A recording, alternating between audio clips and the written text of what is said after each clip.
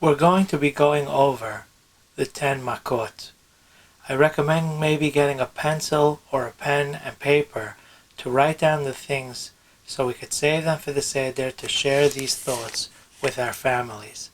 As soon as our father or grandfather, whoever it may be, hosting the Seder, when they take the wine and they pour by the makot, right before that we should discuss the makot, how interesting they were. The reason why Hashem had to bring 10 makot on the Egyptians is because the Egyptians did so many bad things to us, they had to get paid back for everything they did to us. However, there's another reason. Another reason is because, unfortunately, the Jewish people were broken. They didn't really believe in Hashem as much as they should have because they were slaves and they were being tormented and punished for nothing.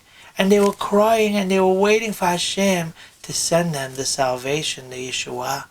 But when they saw the makot, how much Hashem loves us and how much Hashem gives us and did for us, little by little, the belief in Hashem and the love for Hashem kept getting closer and closer, better and better, and we were getting closer to Hashem with every single miracle that we saw. For example, in the miracle of Dam, in the Makkah of Dam, how could someone see all these things and not realize that it's from Hashem? One of the major things in the Makkah of Dam that made an impression on me was the Egyptians could not get water. There was no water anywhere. A human being cannot go more than 3 days without drinking water. Even the oranges and the apples and the fruits inside, the liquid that was in there, turned to blood. Even when someone peeled a tree and there's some kind of liquid in there, that also turned into blood. The entire river, as we know, turned to blood. That was the first thing that turned to blood because the Egyptians used to bow down and say it was their God. So Hashem told Moshe, which we'll talk about in a moment, that it was really Aaron to hit the Nilus, to hit the Nile River and turn it into blood, and all the water and liquids in Mitzrayim turned to blood. So if the Egyptians cannot go a few days without drinking, how did they get water? The Makkah of blood was for 7 full days. The answer is they had to buy it from a Jew. How much money did the blood cost? Did the water cost? It depends on how bad the Egyptian was to the Jewish people. Some were very bad, and some were only bad, and some weren't that bad. According to how bad they were, that's how much money they had to pay to get water. But who decides who's good and who's bad? Only Hashem knows. And the answer is, it was Hashem that made the price for every Egyptian to buy water. How did Hashem make a price? The answer is, the Jewish person would take a bottle of water and put it on a table. The Egyptian that needed to buy water would come, he would pick it up. The second he picked it up, it turned into blood. He would put it back down on the table, and now there's a bottle of blood on the table. He would take out his money, and he would start putting down the money, little by little. If he was bad, then Hashem would make him put more and more money, and the more money he put, that shows the worse he was towards the Jewish people. And some Egyptians had to pay, let's say, $1,000, some had to pay $20, whatever it was, when everybody saw that it was Hashem turning into water, the blood into water. After the Egyptian paid enough money, they saw the blood turn to water, they realized how great Hashem was. And Makkah after Makkah, they were able to see how great Hashem is, how much Hashem loves us. And we got closer to Hashem with every one of the Makot.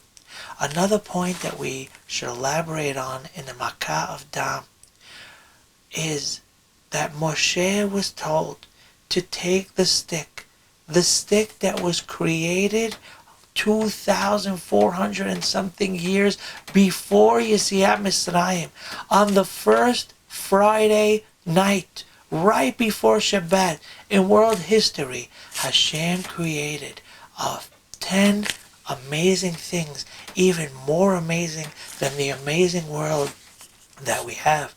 One of those things was the man that fell in the desert. One of those things was Moshe bringing down the Luchot, the actual Luchot, Habrit, the 10 Commandments. And there were many, many things that Hashem created at that moment. One of them, as we mentioned, was Moshe Rabbeinu's stick. It was a blue sapphire diamond, approximately 20 feet tall, one solid diamond that had on it the initials Ditzach Adash Be'achav, the initials, the abbreviation of the Makot. There was Ditzach, Dam, Sephardea, Kinim, and etc. Hashem got Moshe that stick. Moshe is supposed to use it for the Makot. But when Hashem told him to turn the Nile River into blood, and all the liquid in Egypt will turn to blood, Moshe tells Aharon, his brother, Aharon, I need you to hit the Nile River and turn it into blood. Even though that stick was created for Moshe, for this moment, but Moshe could not bring himself to hit the water, because the water helped him 80 years before this story. When Moshe was a baby, 3 months old, and his mother had to hide him, as we all know. She puts him into the Nile River in a teva, in a basket. Moshe said, who knows what could have happened to me that day? It was a river with the Egyptians around, and Baruch Hashem, he got saved. So since he was saved through the water, how could he go ahead and hit the water to turn it into blood? Also the Makkah of frogs. Hashem told Moshe to hit the Nile River, and every droplet of water is going to turn into a frog. Once again, Moshe gave the stick to Aharon to let Aharon do the Makkah of Dam, of Sephardea, because Moshe said, the water was good to me. How could I do this Makkah to the water? Now we know water has no feelings. We know it wasn't even the same water. It was 80 years beforehand. But Moshe is teaching us a most valuable lesson. That a person has to appreciate anything in the world that he gets from anyone or anything. The Gemara says, if someone takes a drink of water from a well, you're not allowed to throw a rock in that well afterwards, because the well was good to you.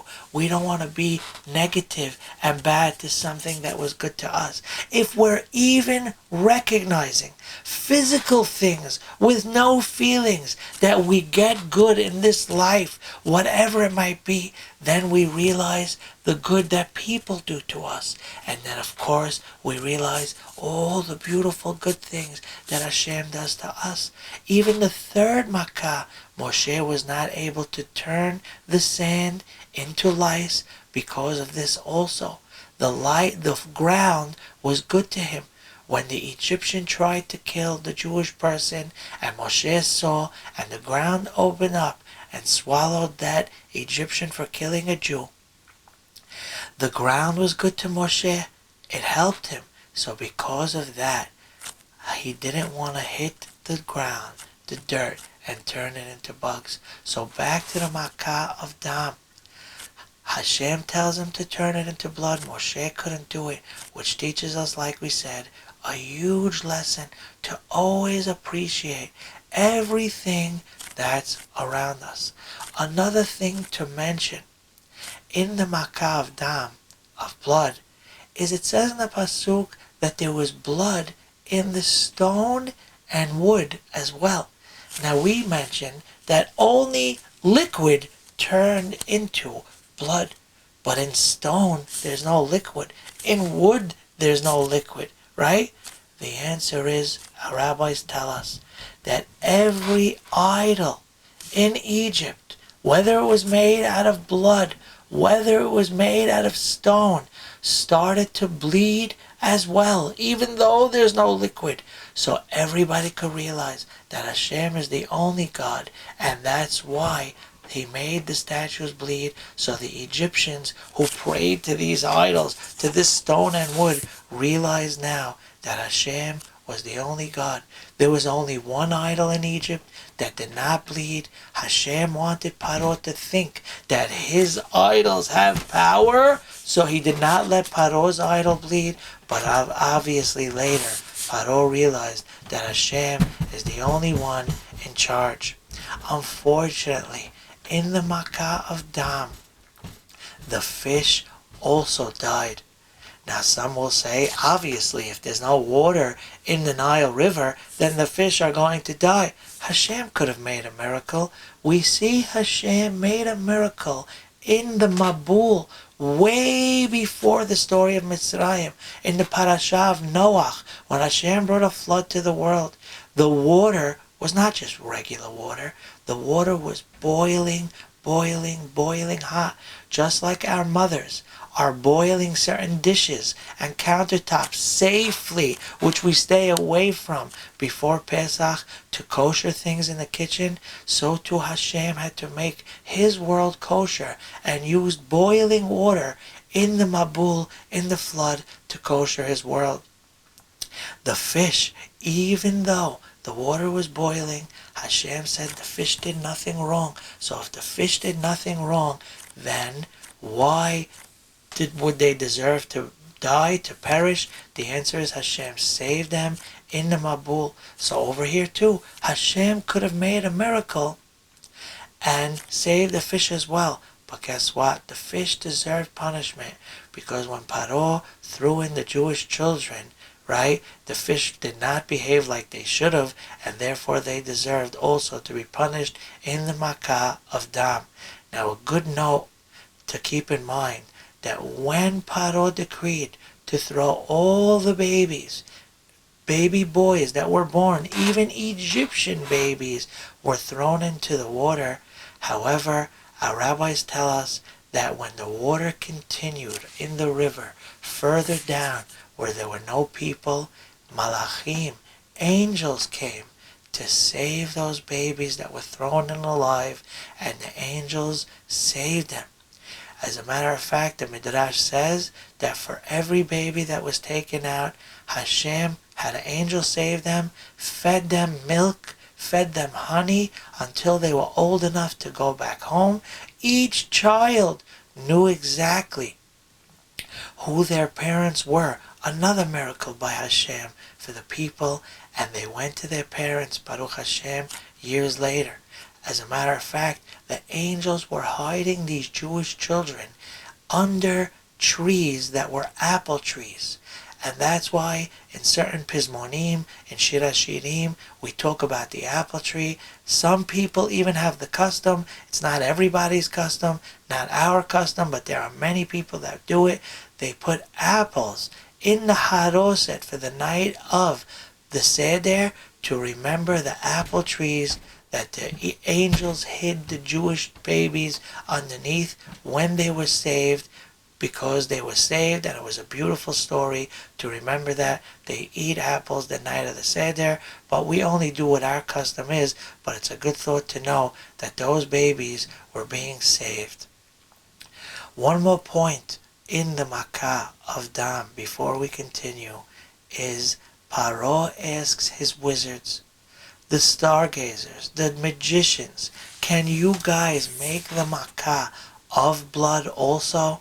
And they said, of course, watch.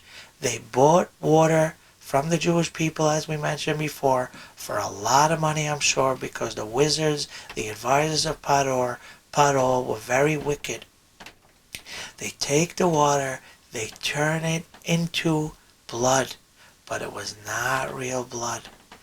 They made believe to Paro they were able to do it. Paro says, if we could do it, it's no big deal that Moshe could do it, and therefore he's not sending out the Jewish people. But our rabbis tell us that that blood that the Egyptian wizards made was not real blood. It was just an illusion that it looks like blood. The reason why we're saying this is because there's only one creator. The only one that can create is Hashem. Hashem creates everything in the world.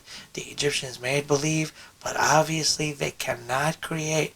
Even in the Makkah of frogs, when Paro says, could you guys make these frogs? They said yes, and they made believe they created frogs. They did not create frogs. They called frogs to come. Paro thought that they created them, but obviously it was all a lie because there's only one creator. When we learn about the Makot, and we talk about the Makot, and we talk about Yetziat Mitzrayim, the night of the Seder, Hashem himself comes to the Seder, and our rabbis tell us we're allowed to ask Hashem for whatever we want. Bezrat Hashem will continue the Makot with another class. Have the best day, and keep up the great work.